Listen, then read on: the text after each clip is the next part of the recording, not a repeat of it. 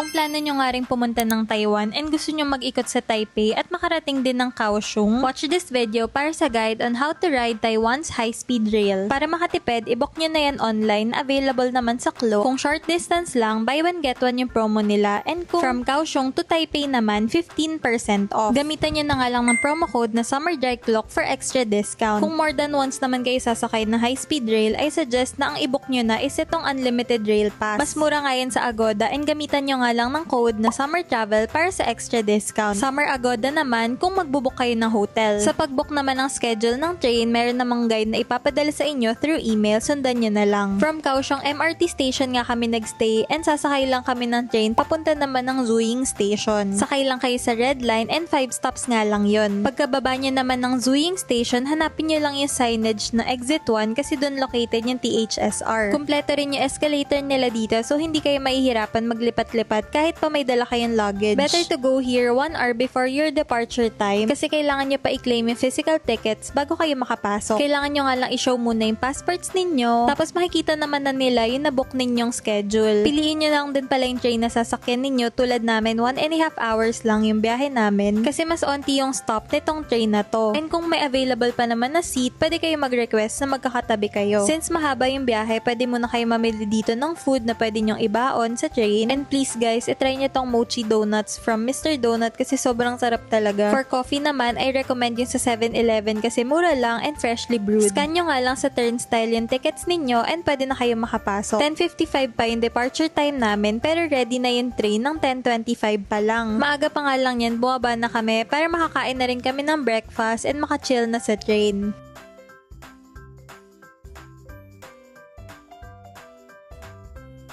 Kung ano nga yung announce time nila ng pag-arrive sa Taipei, ganong oras din kami dumating. Pero dahil maaga pa niyan and hindi pa namin check-in time at gusto namin i-maximize yung oras namin dito, marami namang mga luggage storage dito sa Taipei main station, so pwede muna kayo mag-iwan tapos saka kayo mag-ikot-ikot. Dito nga namin napiling unang pumunta sa Taipei Zoo kasi yearly talaga kami bumabalik dito. Sobrang lawak kasi ng zoo na to, maraming animals. Favorite nga naming sinisilip-silip dito is itong koala bear na laging kumakain. Ito rin si panda. Dalawa nga sila niyan eh. Yung nasa labas ang inunguya is Tong. Sobrang cute. May camel din na nakapark. May hippo din na naabutan pa nga namin magsiswim. So kung plano mo rin pumunta ng Taiwan anytime soon, save mo na tong video na to and follow me for more travel tips like this.